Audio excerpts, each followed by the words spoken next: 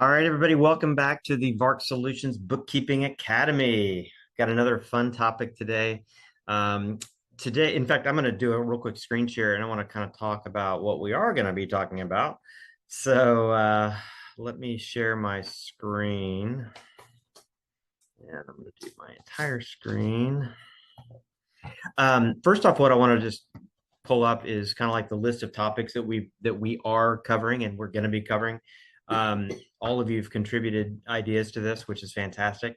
Today we're on April the 16th, and we're going to be talking about the statement of cash flows, trying to demystify this particular statement. And we've got a lot of different topics, no particular order. Just these are just topics that people have said, "Hey, I want to learn more about these topics, whether they're bookkeeping topics, QuickBooks topics, accounting topics, tips and tricks, those types of things."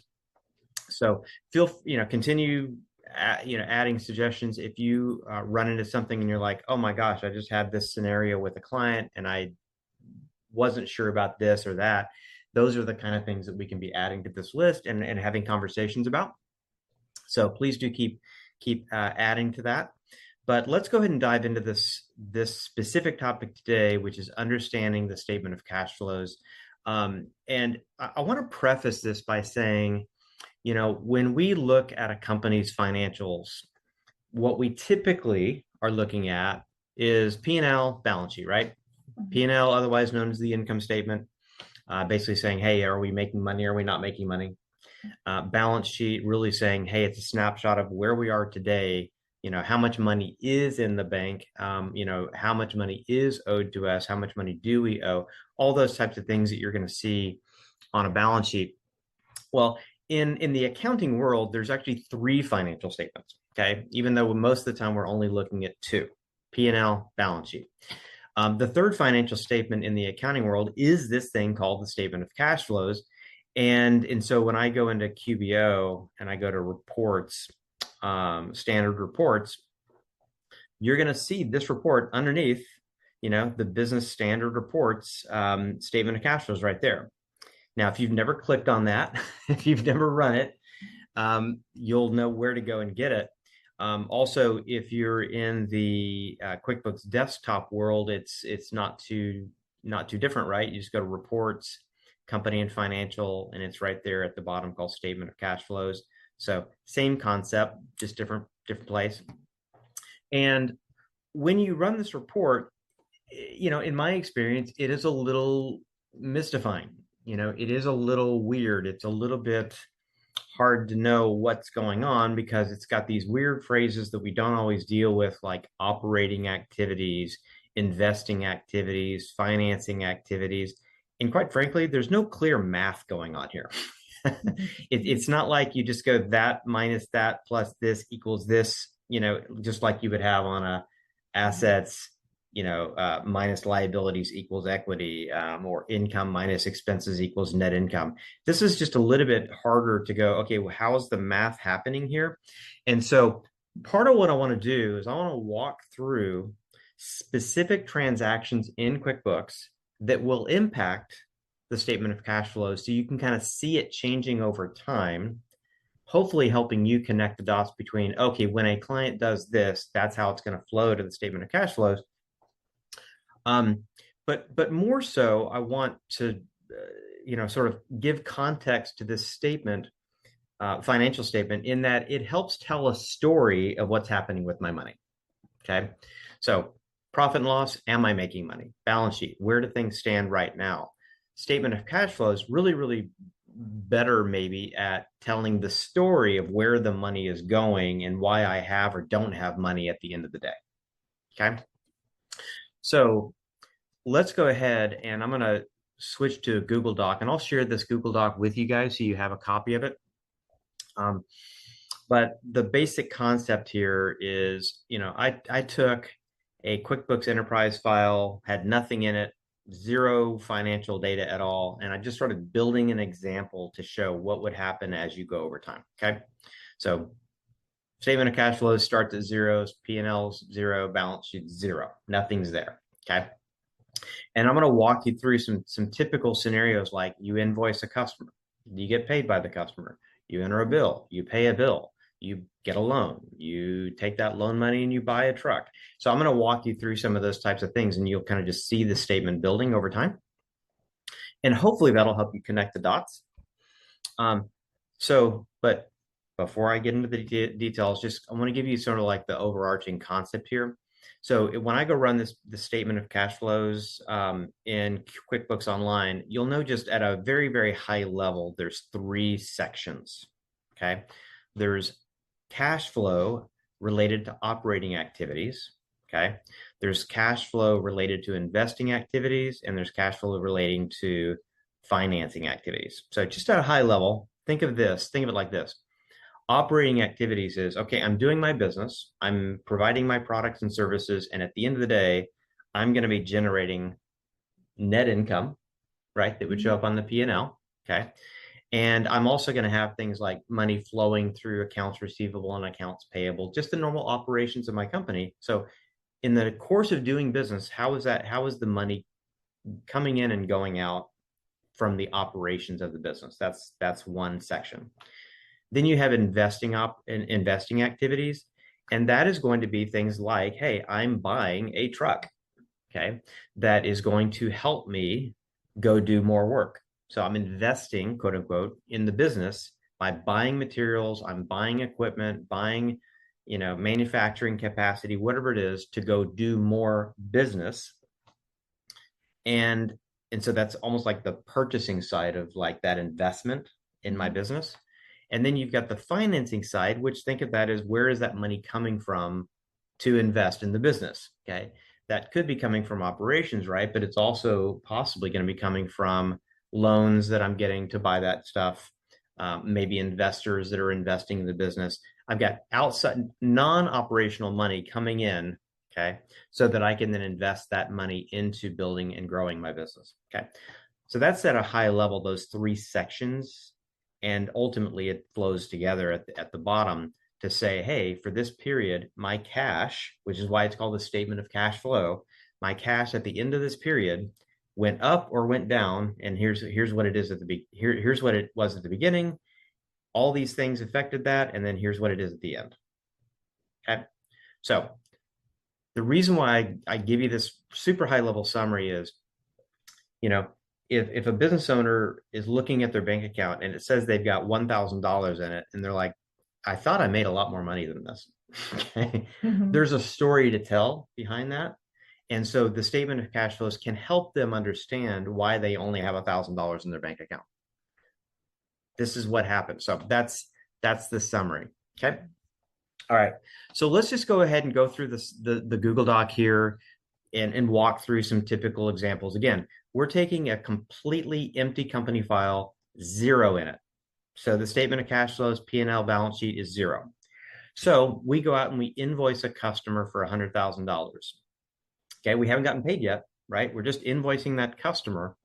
So my net income goes up by $100,000. So that's flowing from the P&L right into the statement of cash flows. I've made $100,000, and you can see that that's offset by accounts receivable. And we're still in the operating activity section.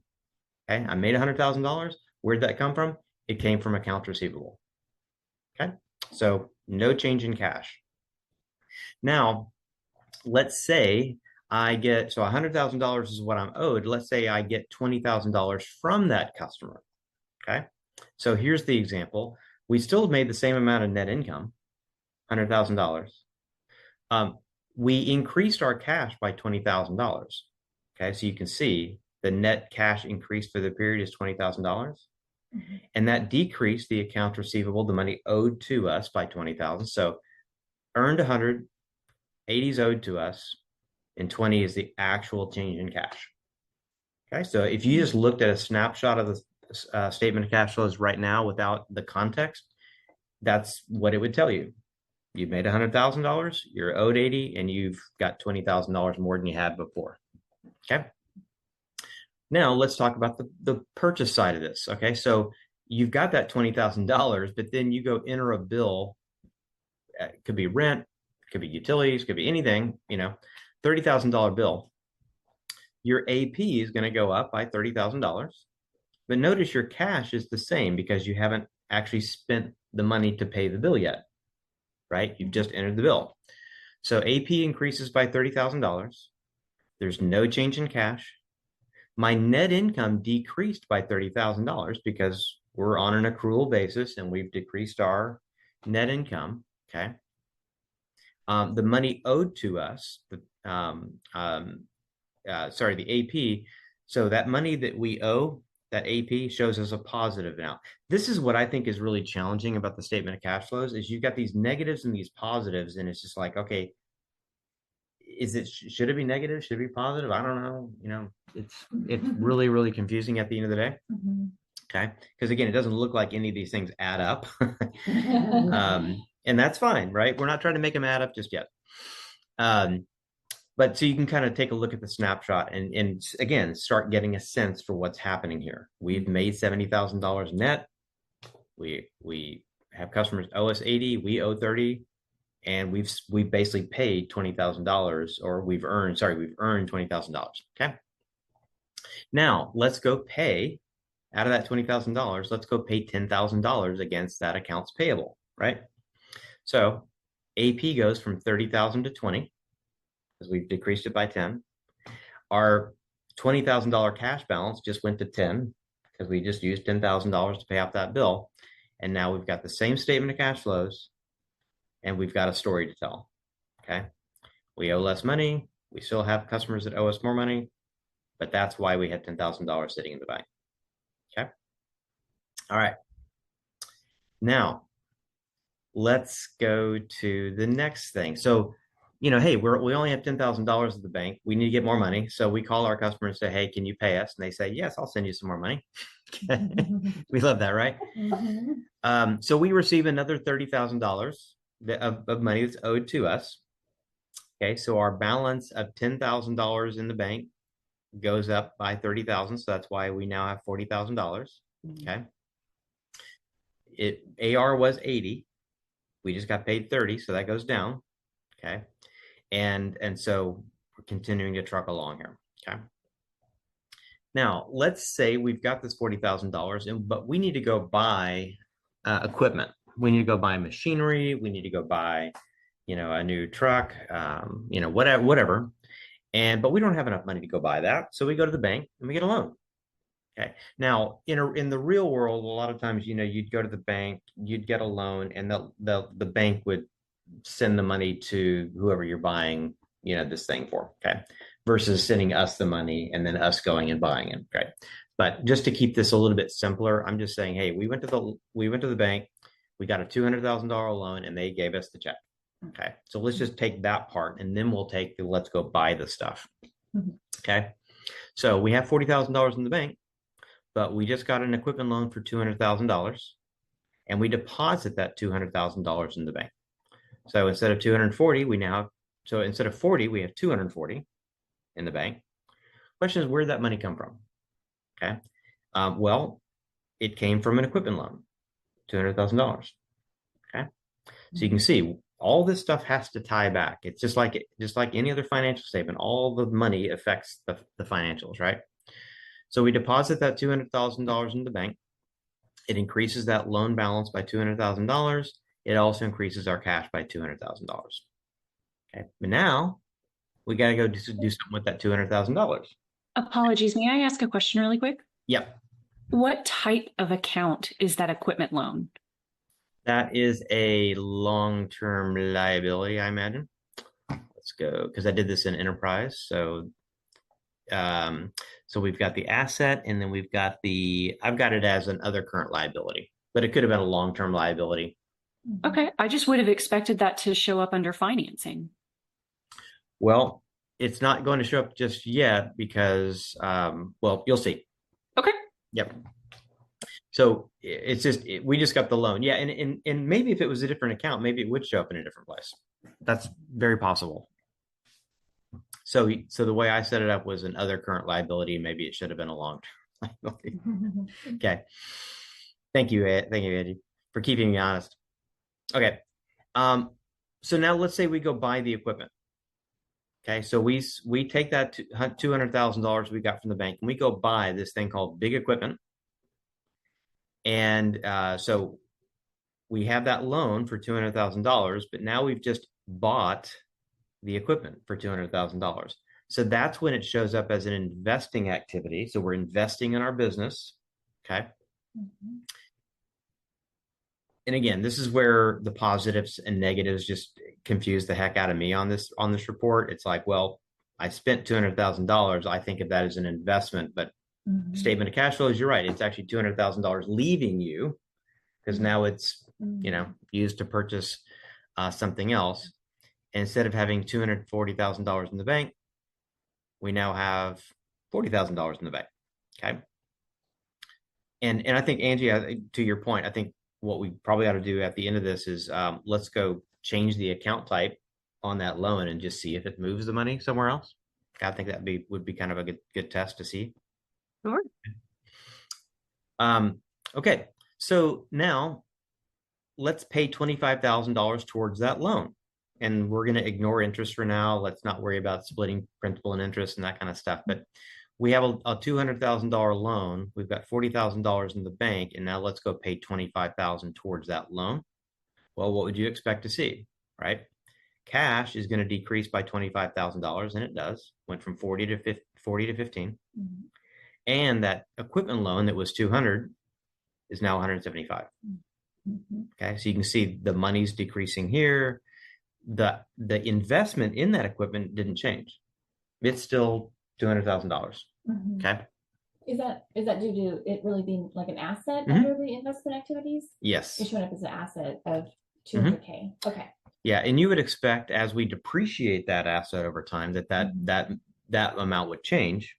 Okay. Okay, but Depreciation goes in this statement. would of cash flows. offset. Yeah, would offset that. Yep. Okay. Okay, so here's just a summary of what we did. So just imagine you went and ran this report for a client and you looked at this without having any of that context. You just look at this and go, what is this? What is the story that this tells me? Okay.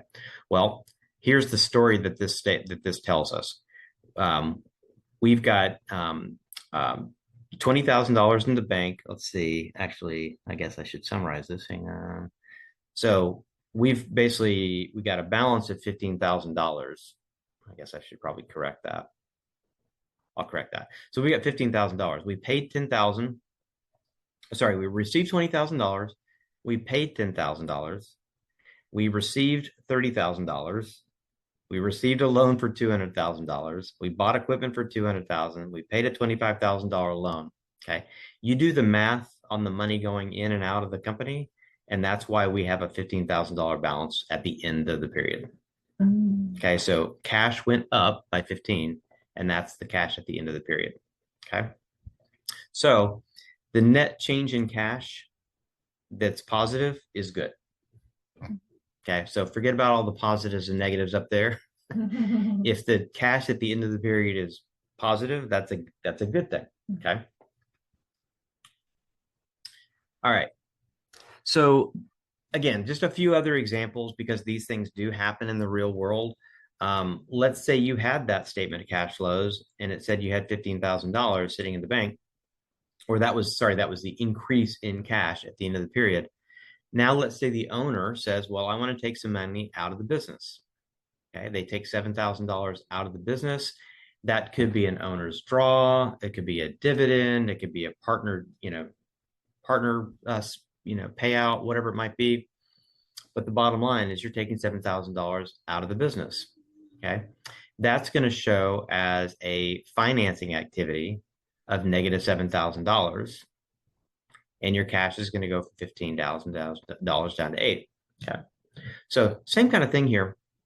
If an owner looks at their statement of cash flows and it says, why do I only have $8,000?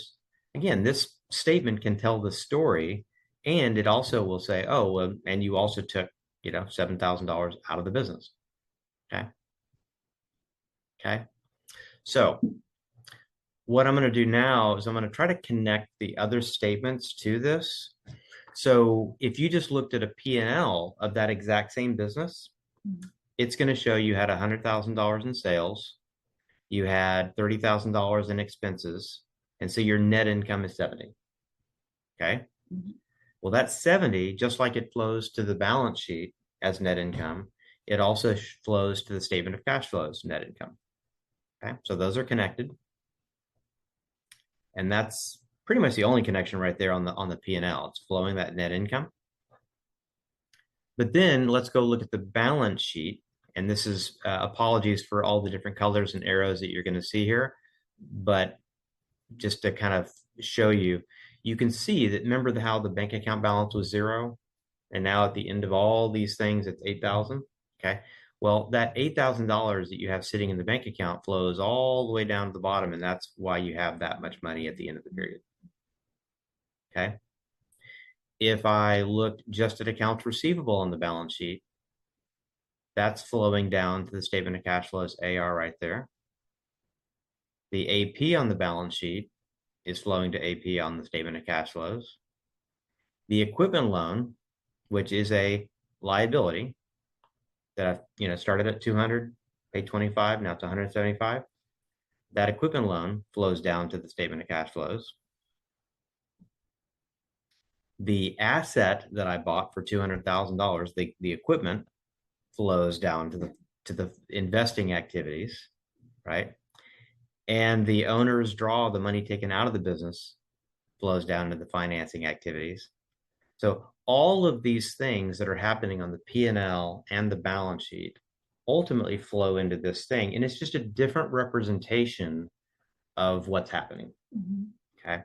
It's trying to tell a story, and, looking at this out of the, without the context of all the other things, that's where the interpretation comes in. If somebody said, hey, I don't understand why I only have $8,000 at the end of the day, you could run a statement of cash flows and say, well, here's what your financials are telling me.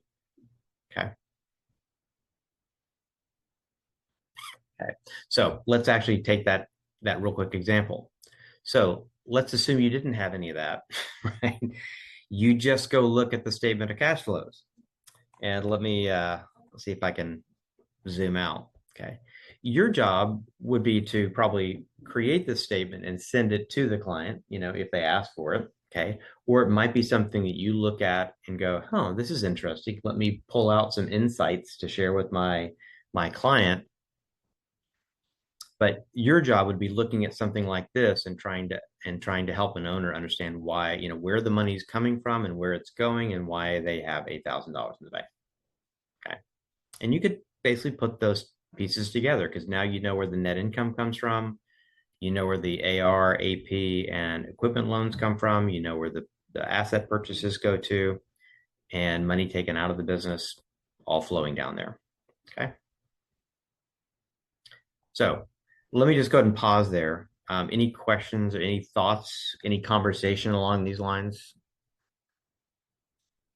from anyone? So the statement of cash flows is a summary of what the balance sheet and the income statement has been producing and what it has on it. It's just, and then, so if you look at the statement of cash flows, it's kind of like a summary, an overview. And then if you want to break it down more, you go into the other statements to find out where are these things coming from. And as long, like you said, as long as the cash at the end of the day is positive, we're good. Even though there's negatives and positives going in and out of the cash flow, that's to produce the statements of cash flow. It's producing what is the cash at the end of the period. Yep. And you can see the key word here is net cash increase for the period. So, if you're looking at a business and you're looking at their financials, it could say that they're making money on the P&L, but why do they not have any money in the bank? That's a common thing, right? Maybe they haven't gotten paid. Maybe they paid out a whole bunch of money on accounts payable. They're still waiting to get paid from their customers, or maybe they went out and bought a whole bunch of materials on a job. P&L could say they're making money, but statement of cash flow says this is why you don't have the money. Okay. Or this is why, your cash decreased by $100,000 this month. Okay. So yeah, exactly. It's just really trying to help you tell the story. Is this supposed to be as accurate to what's in their bank account? It's accurate in terms of like the increase or decrease for the period. Okay. So like if they had $100,000 before all this started, okay, like as of 12/31, let's say they had $100,000 in their bank account, and then we did all of these things that we just did in January. Okay, the end of January would say they have $108,000 in their bank, but the cash increased by 8. So this would show you the cash increase, not necessarily the true balance. Yeah. Okay. I just started at 0 just to make it a little bit easier to. It's kind of also saying what's it for the time being. That's whatever, the date. You have it till April 6th. Yeah. It's kind of saying up until April 6th, this is what has gone on. Mhm. Yep. More of a breakdown, because I think it has to do with the accrual part of it. You're receiving money, but not actual money yet. Really, it's not physical money just yet in your bank account, Mhm. but it's going to happen. And so this is to be what's you're going to be seeing right now in your books. And then of course, look at your bank account. It does show differently, Right. but this is what's going on behind the scenes. Right. Yep. Would credit card liability be represented at all on this statement? It's a great question. So if you had a credit card. Yeah. Yep. In fact, let's go look at that. So I've actually got that as an alternative example down here as well. So I'll show you that, and then I'm going to come back to this other section. So in the additional examples scenarios, let's say you have an Amex credit card and you bought $11,000 in materials on that credit card. Okay. In that statement of cash flows, make that bigger again. That $11,000 is going to be money that you now owe. Okay. And since we haven't paid that $11,000 yet, the cash at the end of the period is not affected, right? But it's a charge to my card, so it's going to increase by $11,000. And then if you then go pay off that credit card, you have $6,000 left to pay on that, and your cash decreased by, what did I say? 5,000. Okay. So your cash was 8,000. You just paid 5,000. So now that's why you only have $3,000 left, or that's the $3,000 increase total. Yep. So yeah, you should see credit cards on there as well, if they're being used properly and to record those purchases. Okay. So let me show you one last thing, just to kind of help you understand the math, because again, I've looked at these until I'm blurry-eyed, and sometimes I still just don't get it. The math is just a little bit hard to figure out. So the summary is, if you look at the total operating activities, and so you see the darker gray section here, the bottom of that is net cash provided by operating activities, $215,000. Okay. That's the total of that operating activity section. If you take that total, okay, and you subtract the total from the investing activities, the net cash provided by investing activities, okay, we have a minus $200,000. And then we subtract the total from the financing activities, 7,000. What you do get is the difference, which is 8,000. So we got 8,000. We got $215,000. We spent $200,000, which would be a difference of 15,000, right? And then we took $7,000 out, so the difference is 8,000. So that minus that equals that. And forget about the subtracting a negative. Yeah, don't worry about that. But basically, it's that. So I guess it's actually that, really. So Yeah. But it's negatives and I was putting positives. an Excel spreadsheet for it to do those negatives. I'm gonna let you bookkeeping people know all about the positives and negatives. So I guess it is actually that plus that plus that. But since those are negatives, it subtracts it. So I hope that was helpful. Any questions, comments, thoughts, otherwise? I have 2. Okay. And I know everyone hates it because I have accounting background. In other softwares, what they actually do is at the top of the cash flow statement, they will put the prior period cash balance. And then if you take that prior period cash balance, which in your case would have been 0, Mhm. but if you were to look at an in progress cash flow, then the prior plus minus, etc., all of those financing is what the cash at the end of the period is. Mhm. So I remember the first time I ever looked at a QuickBooks statement of cash flow report and they stuck cash at the beginning of the period down at the bottom, I Mhm. was lost. Right. Mm. So you would Because- you would expect to see that at the top and have all the changes and then the difference at the bottom? Correct, because Yeah. that's the change. Right. So that if you ever see a statement of cash flow from another software, you may expect to see that cash at the beginning of the period, and that may throw you off.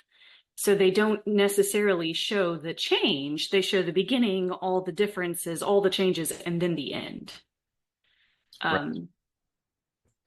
Second comment is that the one thing that people look at this and say, this says my cash at the end of the period is $4,063.52.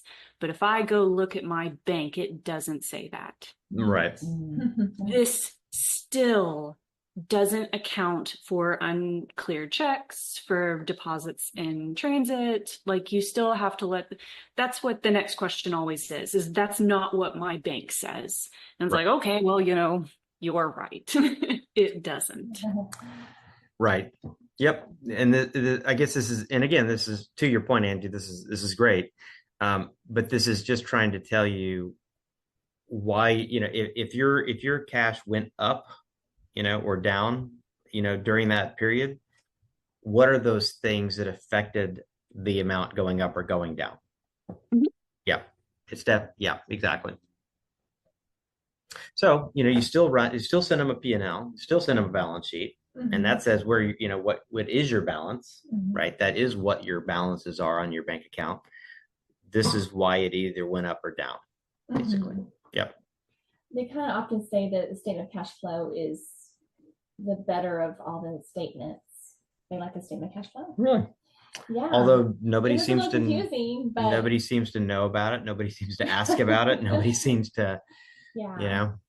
Yeah, they typically say that this is the best one to look at because it's what your cash is going to be happening to. What's going to how is it? It's it's going to come up to this amount sooner or later. It's just you've got your accruals in there and your accrual accounting is in there. So when things get satisfied, it will eventually be this amount to watch out, for that amount. Yeah, Okay. I mean, it's hard to understand some of the cash flows. I typically definitely like the other two better. Mm-hmm. They're a little easier. They're a lot easier. Like I can already see like, oh, this is why your net income is low because you have so many expenses. You have a lot of revenue, but so many expenses. And then eventually your cash is going to be low because you're not getting enough revenue Mm-hmm. because you're having a lot of expenses. So it's kind of can see that from that angle too. Because this is different angles. I'm sure statement of cash flows assist you and it does assist you in understanding where your money is going to be coming and going. Yep. Yeah. I'm gonna That's good. try to take that Angie example, whatever. What's funny is I'm actually looking at a QuickBooks blog and they from Intuit and they actually do say that bank loans should be under financing. So if this doesn't work, then their own software doesn't, or excuse me, their own blogs don't match what their own software does. Angie, is I that wouldn't be long-term surprised. loans I mean, should that's be QuickBooks. in financing? That's typical QuickBooks. It says proceeds from bank loan. And then, I mean, that's it. That's all it says is proceeds from bank loan. Goes in the finance part? Yeah. Proceeds, okay.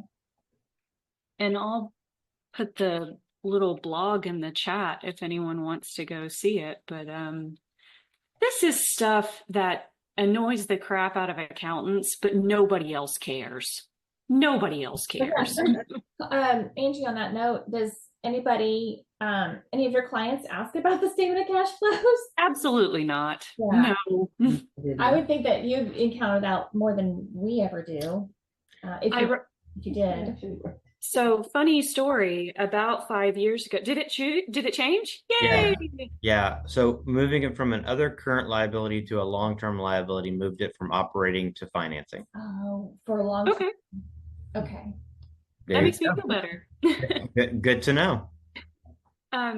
About, I'm gonna hazard a guess and say 6 years ago, we decided that the statement of cash flows was an extraordinarily interesting report, and we included it in all of our monthly financials. And what we found was that we confused everyone, and they were angry about the confusion. Oh. So we took it back out. So I agree with Brad. I think this is a really great statement that is useful for information and whatnot. But what happens is people get this in their monthly report and they go, I don't understand this. Mhm. Why would you do this to me? I do see the statement in our monthly reports. Yeah. I'm just glad they never ask about it. But having this right here really helps to know. It's a great refresher. Well, yeah, and Angie, to your point, I mean, I think this is something that we as a business can do to add value to our clients. And you know, it's a financial statement. So you could send it to them and say, hey, by the way, I know this statement can be very confusing. It is to most of our clients.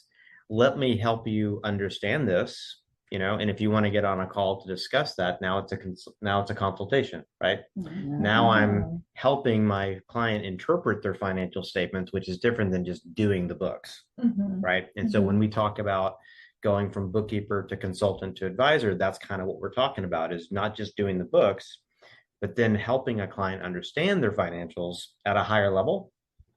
And this is a statement that can help do that. Mhm.